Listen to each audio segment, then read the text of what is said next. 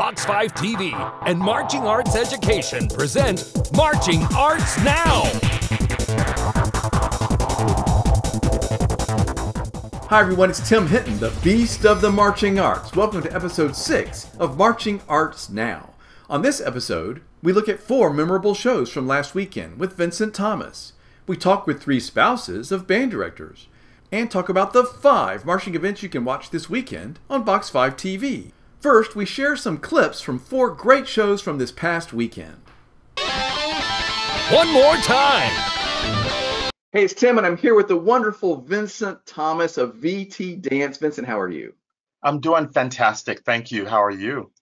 I'm so happy that you're here today because we've been doing these. We're going to show 4 clips of bands from this past weekend that everybody was buzzing about, and we're going to talk about some things about it that we really like. And Vincent, I love and I'm having to get all these different perspectives, and I love your perspective. You've been around the activity a really long time. Of course, you're a dance guru with all the wonderful stuff you're doing at VT Dance, but also you work with, well, you've been working with marching groups, gosh, forever, right? Yeah. Pretty exciting. So I love that you're here. Why don't you tell everybody just briefly about a little bit about yourself? Oh, sure. I am a professor of dance at Towson University in Baltimore, Maryland.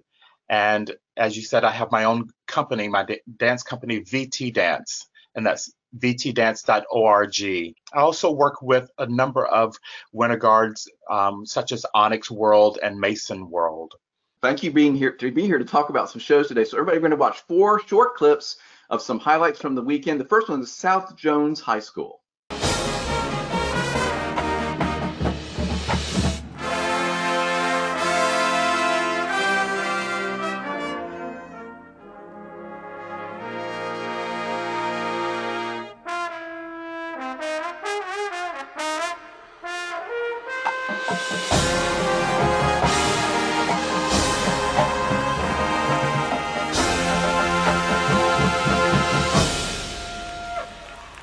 So Vincent, I included this clip because they had this unbelievable trombone soloist, and I wish I could play his whole sequence. That's the very end of this sort of ballad clip, but he was so amazing, and the crowd was so excited about that. So that's part of why I shared this. What'd you think? I really loved the color choices, the colors of the band proper, and then the color choice of the color guard, the movement ensemble, and how they really use that form to compress it and then to expand it to leave the dancers on the inside to then have this relationship with the trombone soloist, which was great. And then it went into this color guard, this flag unison ensemble hit, which I thought was really effective. Yeah, I love when these bands that have they include the dancers, the dance team or whatever. And I think this band got so much mileage out of including that part of their auxiliary. At the end of the show, they have these giant red wings, and it's just really smartly done how they put it together. And I just think it's really cool to have that element as part of the auxiliary. Yeah, and the use of color was really effective. That they stood out, but they also complemented in the color palette. Completely agree. Such a great show. All right, Yeah. Let's move on to the next band, which is Hernando High School.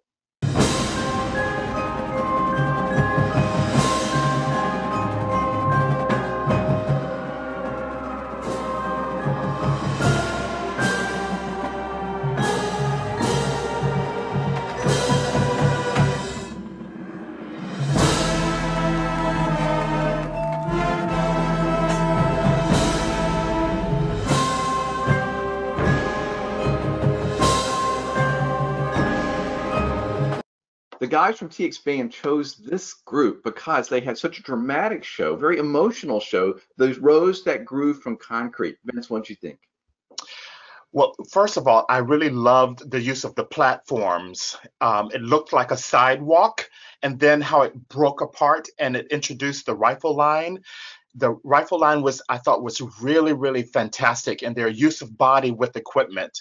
And I also really loved the forms supporting the music. There was a linear form with the rifles and a curvilinear form with the flags, and how that gave such support and matching to the musical lines.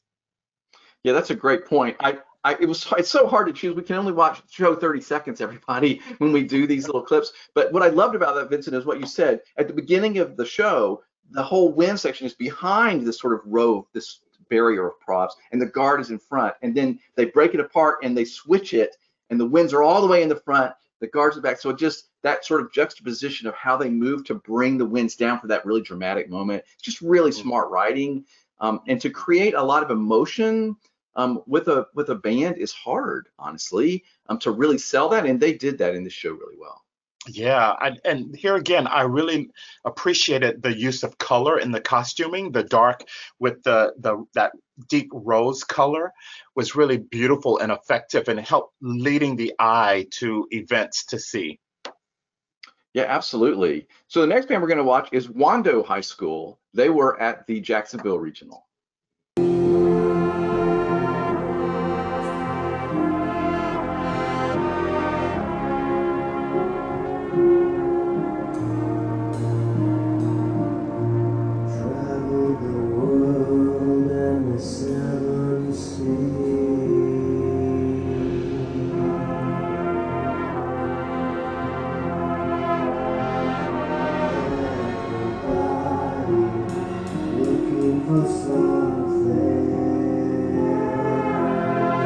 That was Waldo, who was the winning band at the Jacksonville Regional. Such an interesting show. What'd you think, Vincent?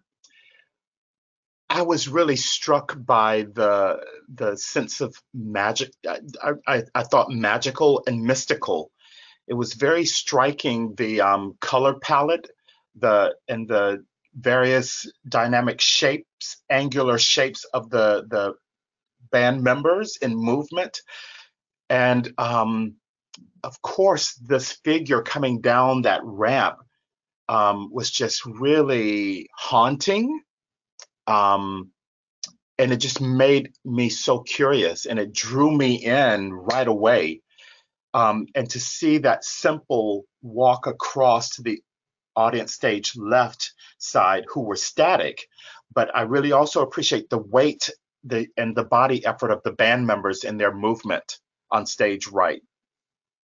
Yeah, absolutely. Of course, you mentioned you were curious. This is called Cabinet of Curiosities, and all kinds of interesting things came out of this cabinet. And so this is near the beginning of the show, and I wanted to use this part of the clip. There was so much about the show that we could have chosen to look at, but I thought this was a fantastic example of sort of setting the mood, right? Like, as you said, mystical, what's going to happen? There's this strange character with the key maybe to the cabinet, and so like we're all leaning in, and they're setting a mood really just in a stellar way. Like the idea of taking me to a place and a time and a mood so perfectly, I think is one of the real successes of this show.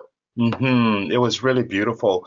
And here again, there's something about just the use of color.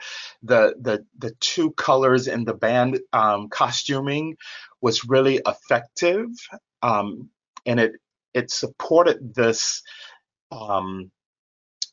magical sense that the entire field was like covered with. I was really curious about the props and what will happen if they rotated or not, and what was on the other side. And yeah, it was really intriguing. Yeah, and I love that you're talking about all of this, because this is one of the discussions everybody has a lot, is we're sort of creating this environment for our shows to be in now with the set pieces and other, and they really did that, and of course there's a whole color guard that comes out from behind those back flats and all kinds of things that happen during the show. But again, I thought it was a really beautiful way to sort of bring me into this world that they're creating, and I couldn't wait to see what was going to happen next. Yeah, I can't wait to see that full production. Absolutely. All right, the last band we're going to watch is Seminole High School with their Beetlejuice show.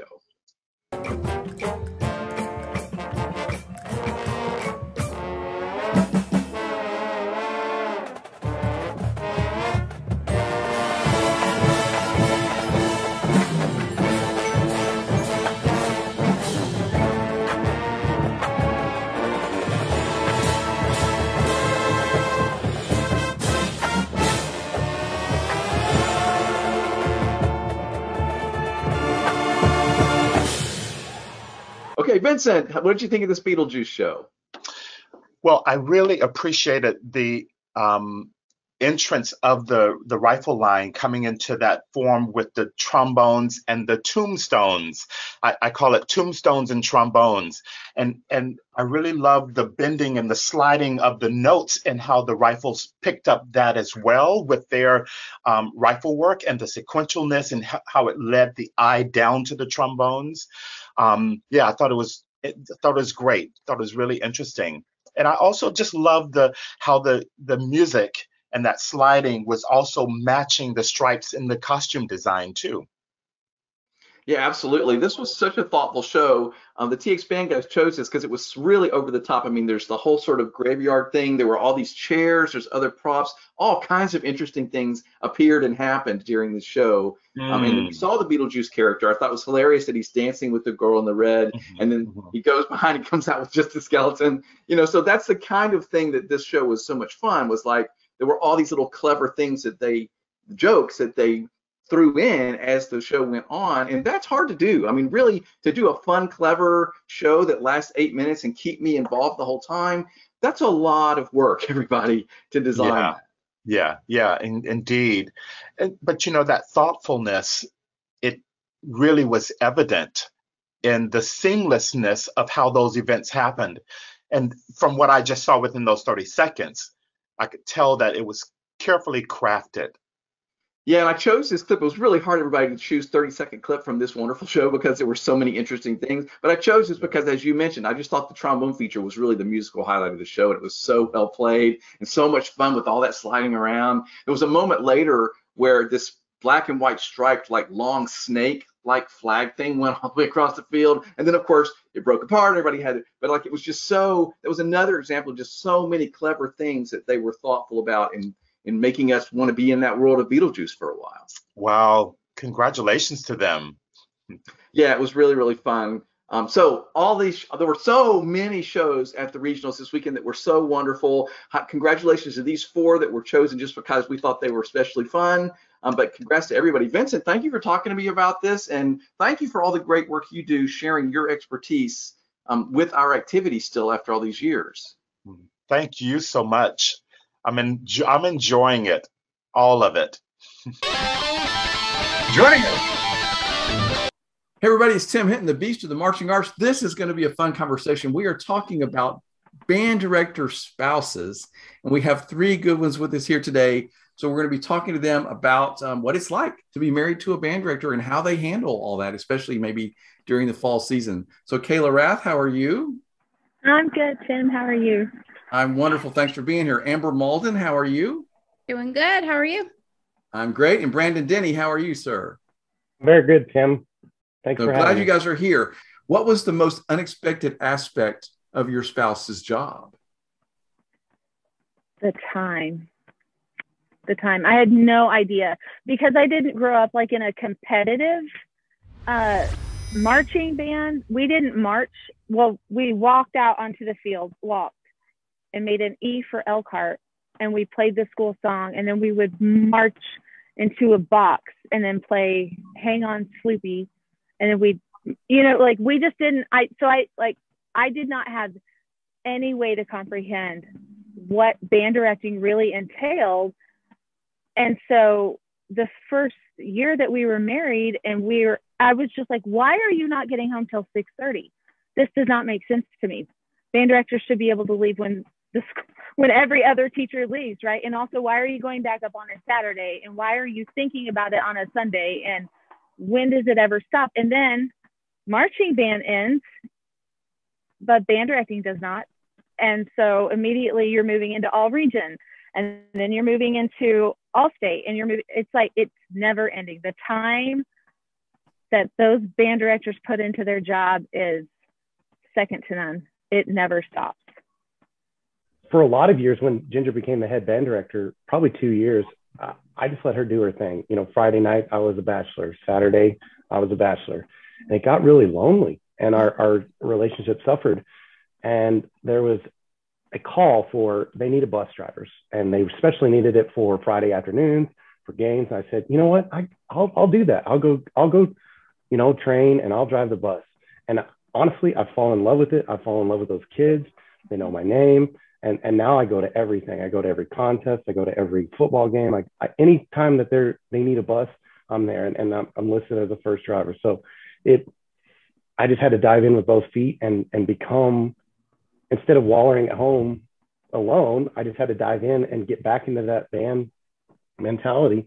And now I'm in charge of the props, and I'm in charge of driving them there. And so it's become much more rewarding for me personally, and getting to know those kids. A lot of times Ginger will know them from sixth grade. She teaches beginners up, and I get to know them as freshmen, and for 4 years I get to watch them grow. It's really rewarding. Yeah, no one tells you how much you just love those kids. Oh man, we still call the first graduating class after we moved and began band directing. We still call them our first kids, and now they all have kids, and they should still be little tiny juniors and seniors. Yeah, it's mind blowing, but oh man, I just love all those kids so much. And we all know it because we're in band. Like, band kids work harder than anyone, because it's not just like, I'm going to work at marching band. They work at marching band while they're simultaneously working toward all region. And they work at all region while they're simultaneously working towards, on their Christmas music or whatever. And they're taking private lessons. And band kids are just a special breed. And they're generally, save a trombone or two, they're mostly respectful kids. And they're just good kids. And they want so much for it. It's like, if you love them, they're going to love you back. And they're going to work so much harder for your husband, which means your husband or wife comes home in a happy mood because the kids are, it's like a circle of everybody.